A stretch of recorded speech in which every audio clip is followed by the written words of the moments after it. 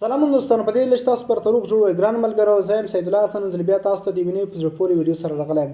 ملګرو، په نن ویډیو کې تاسو ته د فورسیج جوړولو معلومات درکوم چې فورسیج څه شی ده، څنګه کمپنۍ ده او چا جوړه کړې ده، او تر ټولو مهمه غوره خبره ده چې فورسیج د اسلام نظر څنګه ده، دا سیستم حلال دی حرام دی. ډیر ملګري دغه اړوند زیات تشویش لري او دغه اړوند اندېښنه لري. ان شاء الله په دغه ویډیو کې بس تاسو ټولې پوښتنې ځوابیږي چې فورسیج څه شی ده او د اسلام نظر څنګه ده. دا تر ټولو مهمه خبره ده. لومړی تاسو د فورسیج جوړولو د لږ معلومات درکوم چې فورسیج څنګه کمپنۍ د څنګه کار کوي. هغه ورسره بیا راځو د علماو فتواوې تاسو ته وړاندې کوم چې دغه په اړه اسلامي د افغانستان، پاکستان او د نور نړۍ علما څه وایي چې اسلامي نظریات څنګه ده. دوستانو، فورسیج چې دا یو ډیسنټرلایز سیستم دی. دا سیستم د کمپنۍ په 2020 کال کې د میسټر لاډو لخوا جوړ شوی و. که میسټر لاډو چې نو دغه یو شخص چې کوم تاسو وینئ دغه خپل میسټر لاډو نومیږي. د په 2022 کال کې د میټافورس په نوم کمپنۍ هم جوړه کړې ده، سیستم هم جوړ کړی چې اوس هم شتون لري. تاسو به ډېر نوم اورېدلی وي. دوستانو، فورسیج چې دا یو ډیسنټرلایز سیستم دی. کله هم چې تاسو وغواړئ د سیستم په خپل موبایل کې فعال کړئ، د لپاره تاسو ته ضرورت چې په خپل موبایل کې یو والټ جوړ کړئ. هغه که ټرس والټ وي، که ټوکن پاکټ وي او که میټا ماسک وي، دغه ته ډي اف هم وایي. یو ډي اف تاسو ورسره کنیکټ کوئ او په دغه والټ کې باید تاسو یو څه نه څه کرنسي کرپټو کرنسي جمع کوئ چې هغې ته لپاره دوه ډوله کرنسي ضرورت، یو بي یو اس ډي ده او بل بي ان بي ده. د 11.99 $11.50 بي یو اس ډي او 1.50 $1 یو نیم ډالره تاسو بي ان بي ولرئ. ټوټل 12.5 یا 14 ډالرو ته رسیږي. دومره کرنسي باید تاسو ولرئ، په دې سره فعالولی شئ. نو کله چې تاسو په دې کې ګډون وکړئ، د دې ګډ سیستم بیا دا ډول دی چې کله هم تاسو ګډون وکړئ، تاسو باید په خپل ځان پسې کسان راولئ، دعوت وکړئ چې تاسو ته به ګټه درکول کېږي. د ګډ سیستم چې دوی معرفي کړی هغه په 4 ډوله دی، چې یو ډول ګټه یې معلومه ده او د پاتې 3 ډوله ګټه یې نامعلومه ده. هیڅ وخت او موقعیت یې معلوم نه چې تاسو ته کله ګټه درکول کېږي. لومړی ډول ګټه چې کوم تاسو ته درکول کېږي، دغه نه مخکې راځم تاسو ته د دې سیستم معرفي کوم. په دې کې د ګډ سیستم چې دا 6 ډوله د ګډ سیستمونه لري چې تاسو پکې هغه فعالولی شئ. لومړی ایکسپورت ده، دوهم ایکسپورت ده، هغه کې تریفل ایکس ده او ایکسپورت ده، او دوه نور سیستمونه چې پکې وروسته رامنځته شول، ما ایکسکور ده او ماکس ایکسکور ده، چې په هغې باندې تاسو ته بي ان بي خاصتا درکول کېږي. نو د پاتې سیستمونو لومړی چې زیاتره فعالېږي، ټول کسان هم فعالوي، هغه ایکس3 ده او ایکسپور ده. دواړه په لومړي ځل په یو ور باندې فعالېږي چې په 15 ډالر ایکس3 هم فعالېږي، په 15 ایکسپور هم فعالېږي. په ایکس3 کې تاسو ته 3 خانې راځي او په ایکسپور کې د 6 خانې موجود دي. دې کې به تاسو کسان را دعوت کوئ. نو د ګډ سیستم یې څه ډول ده؟ په 4 ډوله ګټه چې دغه داسې ورکول کېږي چې لومړی کله تاسو اکاونټ جوړ کړئ، په تاسو چې هر کس را دعوت کوئ دلته تاسو ته ګټه درکول کېږي. که تاسو ته کس ایکس3 ته راځي، ایکسپورت ته تاسو ته 15 ډالر یا 10 ډالر ګټه درکول کېږي. څنګه 15 ورکول کېږي وروسته هم درته وایم. او دوهم ډول ګټه دا ده چې کله تاسو خپل ټیم جوړ کړئ، څو کسان مو راوستل، هغه چې تاسو کسان په ځان پسې نور کسان راولي، په هغې کې هم تاسو ته ګټه درکول کېږي. دا دوهم قدم کې شو. تاسو چې څومره ټیم جوړوئ، ټیم څومره فعالېږي، دې ته نیټورک شبکه وایي. تاسو به یو شبکه جوړوئ، نیټورک به جوړوئ، په دې کې ټولو کې تاسو ته ګټه درکول کېږي. دریم ډول تاسو ته افلاین نه ګټه راځي. افلاین هغه شخص ته ویل کېږي چې تاسو د چا په لینک اکاونټ فعال کړی دی. یو کس په دغه په لینک تاسو اکاونټ جوړ کړی دی، هغه تاسو مشر لیډر یا افلاین ویل کېږي. هغه چې کسان راولي خپل په ډایرکټ کسان راولي، هغه کې تاسو ته یو نفر ګټه درکول کېږي. او دوستانو، په دې کې څلورم ډول ګټه چې ده هغه د ټیم لخوا تاسو ته ګټه راځي. د افلاین چې کوم ټیم جوړ کړی دی، هغه ډایرکټ کسان چې کوم راوستل، ډایرکټ کسان چې په ځان پسې نور کسان راولي، هغه کې تاسو ته یو څه نه څه ګټه ورکول کېږي، درکول کېږي. پاتې کې د لومړی نمبر ګټه چې تاسو کس راولئ، ستاسو کسان چې دغه نور کسان راولي، دا ګټه ستاسو ګټه، ستاسو د ډایرکټ کسانو ګټه او ستاسو د اول لیول کسان چې کوم ګټه راولي، دا ګټه معلومه تاسو درکول کېږي. خو دوستانو، دغه پاتې 3 ډوله ګټه د ټیم له ګټه او تاسو د ټیم ډاون لاین لاندې کسان چې څومره ډاون لاین دغه څخه ګټه درته راځي، او د افلاین له ګټه راځي، د ټیم له ګټه راځي. دا ټوله نه معلومه ده ګټه ده. د امکان لري تاسو ته راشي یا بخي تاسو ته رانشي. بعضی کسان د په میاشت کې څو ورې څو کسانو ګټه ورته راشي، داسې کسان چې بخي ورته راځي هم نه. د دې وخت ځای موقعیت هیڅ نه دی معلوم، تاسو ته دا وخت ګټه څنګه او څو کله درکول کېږي دا نه ده معلومه. یو دا سیستم هم پکې نه معلوم شي. که تاسو ته څوک وایي چې 4 ډوله ګټه درکول کېږي، نو دوستانو دغه 3 ډوله ګټه نه معلومه ده. په دې اعتبار مه کوئ. د یو ډول ګټه چې دا تاسو بالکل درکول کېدای شي چې کله داسې کسان راولي. خو په دې کې تاسو ته په رقم خانو ته راځم. په ایکس3 کې 3 خانې دي، په ایکسپور کې دا 6 خانې دي. نو کله چې تاسو لومړی کس راولئ، هغه تاسو د ایکس3 لومړی خانه ډکوي کله لومړی خانه ډکه کړه او په ایکسپور کې تاسو ته لومړی خانه ډکوي نو د ایکس ډي څخه $15 ګټه راځي او دا ایکسپور ته کوم کس راغی د $15 تاسو افلاین ته ځي یا ټیم ته ځي بل کس موږ راوست ایکس ډي تاسو دوهمه خانه ډکوي په ایکسپور کې هم دوهمه خانه ډکېږي او په ایکس ډي کې $15 کول کېږي د ایکسپور لومړی دوه کسانو ګټه چې دا هغه تاسو افلاین ته ځي کله چې تاسو بل کس راولئ ایکسپور ته تاسو ایکسټری ته دریم کس راوست خپل ټیم ته ډایرکټ کسان دغه د کس ګټه دلته تاسو ایکسټری سلاټ سایکل کېږي ګټه تاسو ته نه درکول کېږي او د ایکسپورت چې کوم کس تاسو د ایکسپور خانه ډکه کړه دغه ګټه تاسو ترکول کیږي یا هم دغه ګټه تاسو ټیم ته ځي نو د لومړی دوه کسانو ګټه او دا بالکل تاسو درکول کیږي او دغه ورسره څلورم کس تاسو راولي څلورم کس ګټه ممکن $15 تاسو ته راشي ځکه چې د ایکسټری کې تاسو لومړی خانه ډکېږي په ایکسپور کې تاسو څلورم خانه ډکېږي او پنځم کس تاسو راولي پنځم کس کې تاسو د ایکسټری دوهم خانه ډکېږي په ایکسپور کې هم پنځم خانه ډکېږي د ګټم کې د تاسو ته $10 ګټه راشي او پات شو شپږم کس مو چې کله راوسته د ایکسټری خنم تاسو ایکسټری کې دوهم سلاټ سایکل کېږي تاسو د ایکسټری خانه ډکوي د ایکسپور هم شپږم خانه درځي او تاسو د ایکسټری او ایکسپور دواړه سلاټونه سایکل کېږي بیرته لسره کېږي سایکل په دې معنی چې بیرته راتاو شي د سره شي او دغه کس ګټه بيخي تاسو نه درکول کېږي نو ټول ولنه په دغه ډول کېږي د لومړی دوه کسانو ګټه تاسو درکول کېږي دریم نفر شپږم نفر ګټه تاسو ته نه درکول کېږي د پنځم او شپږم نفر ګټه څلورم پنځم نفر ګټه تاسو ته درکول کېږي دغه د ایکسټری ایکسپور خانو مکمل ډکولو فلان د شرط دی نو دلته چې اوس کتا ست دغه پاتې معلومات هم درکوم ویډیو به ډیره سره غټ شي کتا ست تریفل ایکس ایکس ګولډ ایکس کور ماکس ایکس کور معرفي کوم کچا په کارو ما سره واتس اپ کې رابطه کولای شي اغه نه روسته راځم د فورسیج سیستم چې د اسلام نظر څنګه ده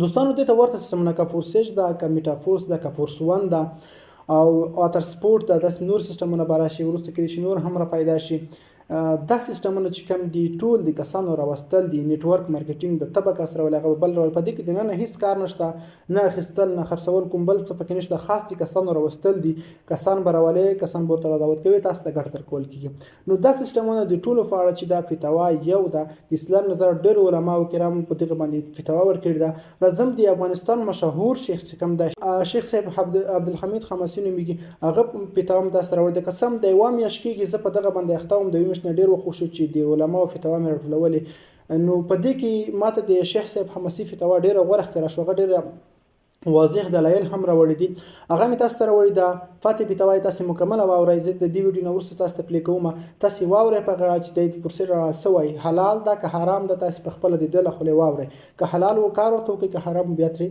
تیر شي السلام علیکم ورحمت الله وبرکاته د حماسي کاروان د ګروپ ټولو ملګرو الله پاک مو روغ جوړ لره الله مو حافظ ناصر سره دا ډیر وخت کېږي ډیر ملګري په دغه اړه باندې پوښتنه کوي چې د پورسیج په نامه یوه انټرنیټي معامله ده دا په اسلام کې څرنګه د جواز لري او کې نه لري نو مسلمانانو ورونو دغه مسئله یا دغه معامله چې ده د اسلام د لحاظه یوه ناروا معامله ده شرعا جواز نه لري امام مسلم رحمه الله په خپل کتاب جامع صحیح مسلم کې یو باب دی باب بطلان بیع الحصات والبيع الذي فيه غرر التبيا رسول الله صلى الله عليه وسلم نه حدیث نقل کوي نهى رسول الله صلى الله عليه وسلم عن بيع الحصات وعن بيع الغرر چې دا د مسلم شریف حدیث ده غرر اغه بیع ته یا اغه عقد ته ویل کیږي چې هغه مستور العاقبت وي یعنی عاقبت یې معلوم نه وي دغه د پورسیج په نامه چې کومه معامله ده او ډیر ځوانان یې ځان دپاره راجلب کړي دي چې دغه معامله کې ځان شریک وګرځوي نو په دې کې غرر ده غرر ځکه پکې ده چې د دې معاملې عاقبت معلوم نه ده چې څه به کیږي نو علامه دکتور زحیلی رحمه الله په فقه اسلامي و ادلته پنځم جلد 3409 صفحه کې لیکي چې غرر چاته وي د امام شمس الائمه سرخسی رحمه الله نه نقل کوي چې غرر هغه ته ویل کیږي چې هغه مستور العاقبت وي علامه عبدالحمید طهمان فقه الحنفی فی الصوب الجدید کې لیکي چې مجهول العاقبت هر هغه عقد چې مجهول العاقبت وي دغه پرسیج عقد چې دا عاقبت معلوم نه ده چې دا به اوس کېږي چې شی زه به دا ملګري را پیدا کوم که بینه را پیدا کوم او اخر به د دې چې کېږي نو عاقبت معلوم نه ده دا بیعه د غرار ده. او علامه دکتور زهیری رحمه الله په فقه اسلامي کې دام لیکلی دي والخلاصة أن بيع الغرر هو بيع الذي يتزمن خطرا يلحق إحدى المتعاقدين فيؤدي إلى ضياع ماله. وی بیع زه پوهیږم چې دا عقد د بیع نه ده خو چونکې دغه عبارتونه چې فقها راوړي دا د مطلق غرر په اړه هم دي. غرر هغه عقد ته ویل کېږي چې متضمن داسې یو خطر لروي چې هغه یو د متعاقدینو دا مال ضایع کېږي.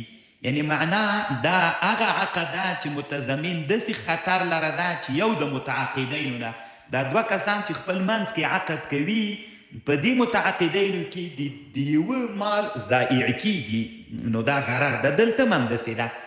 نو که نفر دې پیدا که نو یو حالت ته که پیدا دې نه که د تا مال ضایع شو نو د یو د متعاقدینو هغه مال د ضیاع سره مخ کېږي.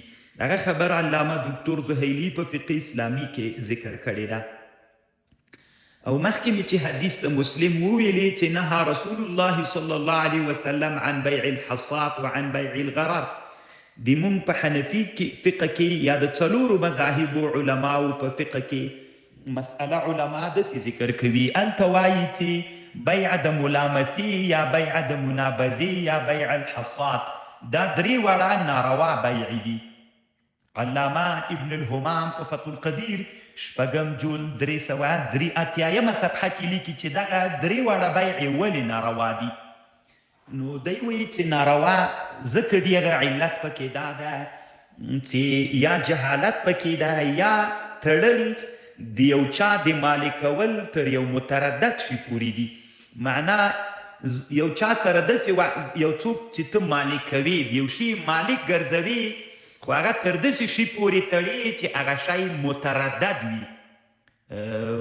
نو تر یو تعلیق د تملیک بالخطر داسې یو شی چې هغه متردد وي نو تر دې پورې معلق کوي نو دا ځکه ناروا ده. لکه مثلا دا بیع د حصات مسلمانانو ورونو دغې بیعې ته وایي. یو سړی یو بل سړي ته ووایي اگر چې دا 4 صورتونه لري اعلاء سنن کې 4 صورته ذکر کړي خو دغه صورت چې د موږ په حنفي کتابونو کې ده مثلا زه یو پخوا زمانه کې دا بیع وه زه بایع یمه کالي خرڅوم ما سره 4 رختونه یا 4 جوړې دي نو مشتري ته ووایم چې زه به دا تیږه او ډبره ور واچومه او دغه تیږه او ډبره چې په هره کالیو باندې ولګېدل نو هغه کالي مې په تا باندې خرڅ کړل. داسې ورته وایم اذا وقع حجري على ثوب فقد بعته منك نو بیا مې په تا باندې خرڅ کړل. دا ناروا ده. ولې ناروا ده دغه بیع د حصات؟ ځکه دلته یا جهالت په مبیعې کې ده مبیعه مجهوله سوه یا دا تا چې مالک کوم په دې 5 یا په دې 10 کالیو کې د یو جوړ کالیو چې زه تا مالک ګرځوم نو دغه تملیکوالی مې معلق تر یو متردد شي پورې. نو ابن الهمام وایي ځکه ناروا ده. نو په پرسیج لوبه کې یا په پرسیج نومي عنوان تجارت کې همدغسې مسئله ده چې یو چا سره دا وعده کوي چې دومره روپۍ تا ته درکوم یا تا د دومره روپیو مالک ګرځوم خو دا معلقوالی دا تملیکوالی تر یو متردد شي پورې تړل دي نو ځکه ناروا ده. علامه ابن العابدین الشامی رحمه الله په 9 جلد 255 صفحه کې دا مسئله لیکلې. هلته هم دغه عنوان ستا ده چې وتعلیق التملیک علی الخطر هغه هلته هم لیکلي چې دا ناروا ده. دا یوه مسئله د مسلمانانو ورونو. او بل مخکې چې ما کوم حدیث وویلی چې نبی صلی الله علیه وسلم منع کړې ده عن بیع الحصات وعن بیع الغرر کوم چې د امام مسلم رحمه الله حدیث و نو د یوه خبر شامی پر رد المحتار کې بلم کړې ده چې دا بیع د ملامسي د منابذې او بیع د حصات ناروا ځکه ده یو خو دا ده چې غرر ده، بل دا ده چې دې کې قمار هم موجود ده. قمار ځکه موجود ده، قمار دې ته ویل کېږي چې ته د یو چا مالکوالی تر داسې چې شي پورې وروتړي چې هغه متردد او خطر پکې وي. لکه مثلا نو په بیع د منابزې ملامسې بیع د حصات کې دغه د قمار معنا پرته ده. د پورسیج په مسئله کې د قمار معنا پرته ده. ځکه د قمار معنا پکې پرته ده، زه تا مالکوم، دومره روپۍ به درځي که پلانکی دې را داخل که دغې خانې ته داخل شولې دومره روپۍ به درکومه. نو دا د تا مالک کول چې تا مالک ګرځوي د دې روپیو، نو دا وتړل شول تر یو خطره پورې، متردد شي پورې، نو دا هم قمار ده. وتعلیق التملیک علی الخطر قمار، دا د شامی رحمه الله بله مسئله هم ده. او بیا دغه بیع د غرر چې ده، دا کله مسلمانانو ورونو داسې یو حالت سره مخ کېږي چې دغه غرر یسیر وي، لږ وي. که لږ غرر وي بیا پروا نه کوي. لکه مثلا په دیو زمانه کې علامه مفتی تقی عثماني په تکمله د فتح الملهم کې حفظه الله داسې لیکلي دي، دیو زمانه کې موږ یوه بیعه لرو په پرمختللو هوټلونو کې ده، طعام البوفیه ورته وایي. طعام البوفیه دې ته وایي مثلا یو هوټل ته ورسې هلته دیګونه ایښي دي، نو یو خوراک په تا ته په 1000 روپۍ باندې ته هر څومره شی خورې. دلته هم دا تعلیق دا طعام په تا په 1000 روپۍ خرڅ و، خو دا متردد ده، دا یې تا تملیک چې یو خوراک ته مالک وګرځېدلې د 1000 روپۍ په مقابل کې، خو دا متردد ده چې څومره به ته خورې. چونکې دغه غرر چې ده دا یسیر او لږ ده، نو دا لږ غرر بیا عفوه ده، پروا نه کوي. یا مثلا په استیجار د سیاراتو کې مثلا یو چاته ووایي ټکسي کې ورسره کښېنې، نوره پرمختلې دنیا کې دا سیستم سته، ته یو چاته ووایي چې زه دا ټکسي والا ته ووایي چې ما سره ته مثلا لاړ شه، نو هلته تیار معلوم ده چې مثلا 1 کیلومتر $1 باندې ده مثلا. خو اوس د ټکسي والا به تا بیایي، نو هر کیلومتر باندې به یو هغه وي. نو اوس تا دی مالک دلته تملیک راغی په دې موټر په اجاره نیولو کې، ته مالک د منافعو سوې، خو دا معلوم نه سو چې څومره کیلومتره به وي. نو دلته تملیک راغی، خو دا تملیک تعلق ونیو تر یو متردده پورې، دا نه ده معلوم چې ټول به څو کیلومتره کېږي. خو چونکې دغه تعلیق متردد شي پورې ده، خدا یسیر ده، ځکه هر کیلومتر چې اوړي هلته معلومات کېږي. نو چونکې لږ د علماوي دا پروا نه کوي، جواز لري. په تکمله د فتح الملهم و جل 311 صفحه کې دغه مسئله علما ذکر کوي. او کچیرې دا غرر ډیر و بیا ناروا ده، لکه د مونږ په حنفي کتابونو کې بیع السمک فی الماء، مایه په اوبو کې خرڅول ناروا ده. ځکه ناروا ده چې دا تعلیق معلق کول د تملیک دي تر متردده پورې، او دغه دا غرر دلته کثیر ده.